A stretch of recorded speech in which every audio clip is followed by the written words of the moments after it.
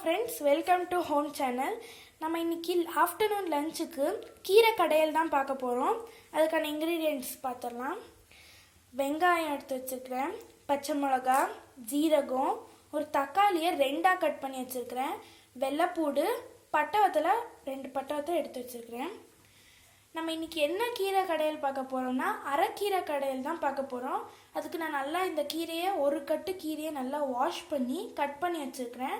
இதை எப்படி செய்கிறதுன்னு பார்த்துடலாம் வாங்க. இப்போ நான் மண்சட்டியில் தண்ணியை சூடு பண்ணியிருக்கேன். நிறையா பேர் கீரை அதெல்லாம் போட்டு நிறையா நேரம் வேக வைப்பாங்க. அந்த மாதிரி வேக வச்சிங்கன்னா கீரையில் உள்ள சத்தெல்லாம் போயிடும்.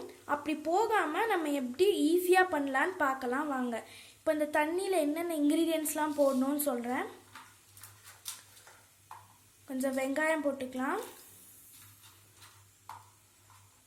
பச்சை மிளகா,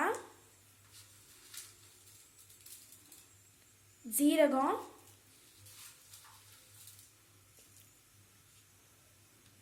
தக்காளி,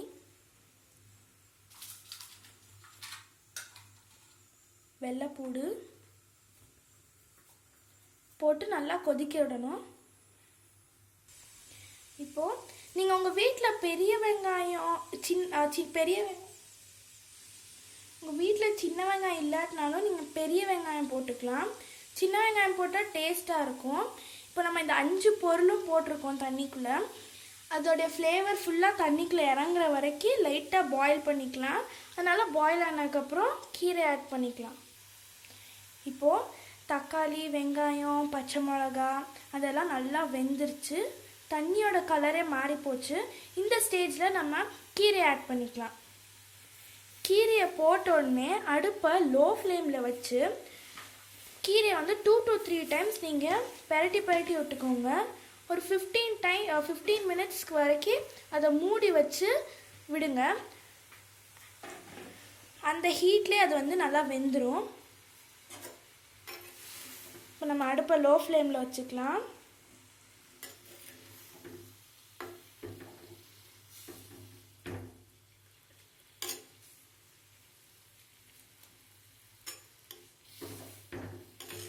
இப்போ மிக்ஸ் பண்ணி விட்டுட்ருக்கோம்.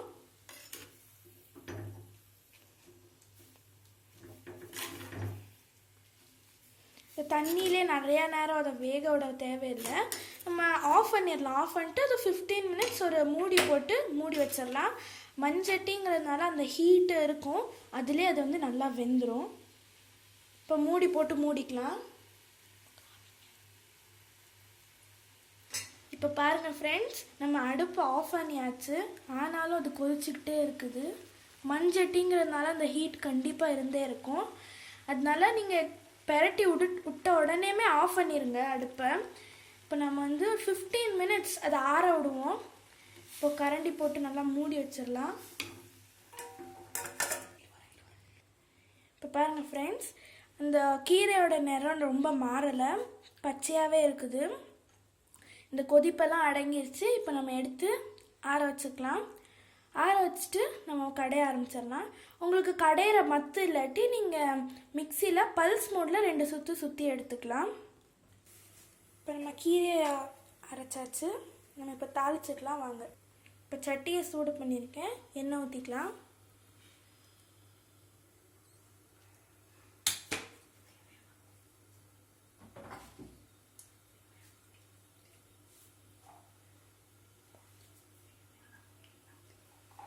தேவையான அளவு எண்ணெய் ஊற்றிருக்கோம். இப்போ கடுகு ஆட் பண்ணிக்கலாம்.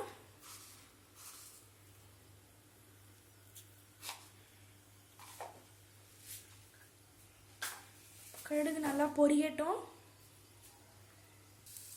இப்போ கடுகு பொரிஞ்சிருச்சு. நம்ம கருவேப்பிலை ஆட் பண்ணிக்கலாம். கருவேப்பிலை பொரிஞ்சதுக்கப்புறம் வெங்காயம், பட்டை ஆட் பண்ணிக்கலாம். நான் சின்ன வெங்காயத்தை 2 கட் பண்ணி வச்சுருக்கிறேன். நம்ம வதக்கிக்கலாம் நல்லா.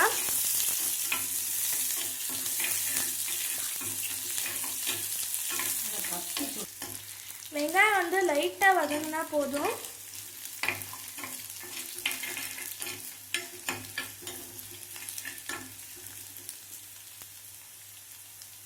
இப்போ இப்போ வெங்காயம் நல்லா வதங்கிடுச்சு. நம்ம இப்போ கீரை ஆட் பண்ணிக்கலாம்.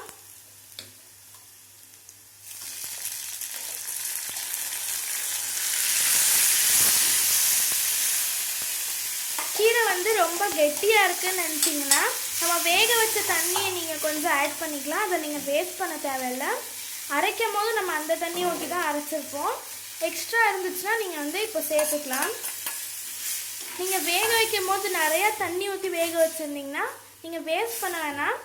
நீங்கள் அதை வந்து குடிச்சிடலாம். அது ரொம்ப உடம்புக்கு நல்லது. இப்போ தேவையான அளவு உப்பு ஆட் பண்ணிக்கலாம்.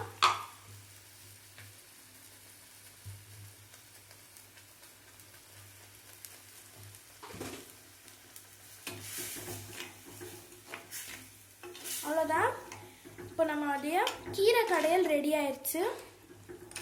இதை நீங்கள் வந்து சாதத்தில் போட்டு சாப்பிடும் போது ஒரு ஸ்பூன் தேங்காய் எண்ணெயை ஊற்றி சாப்பிட்லாம். நல்லா இருக்கும். இப்போ நம்ம கீரை கடையல் ரெடி ஆயிடுச்சு.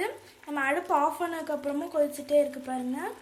இதை வந்து எது கூடனாலும் சாப்பிட்லாம். நல்லா டேஸ்ட்டாக இருக்கும். சாதத்தில் நீங்கள் போட்டு சாப்பிடும் போது ஒரு ஸ்பூன் தேங்காய் எண்ணெய் ஊற்றி சாப்பிட்லாம். பிடிக்காதவங்க நல்லெண்ணெய் போட்டு சாப்பிட்டுக்கலாம். நீங்கள் சூடாக சாதத்தோடு சாப்பிடும் போது சின்ன வெங்காயம் இருந்தால் 1-2 கட் பண்ணி அதோட சேர்த்துக்கோங்க. சாப்பிடும் போது கரிச்சு வாய்க்குள்ள கிடைக்கும். அப்போ நல்லாயிருக்கும் டேஸ்ட்டாக. நம்ம நெக்ஸ்ட் வீடியோவில் நல்ல டேஸ்டான ரெசிபியில் மீட் பண்ணலாம். பாய்.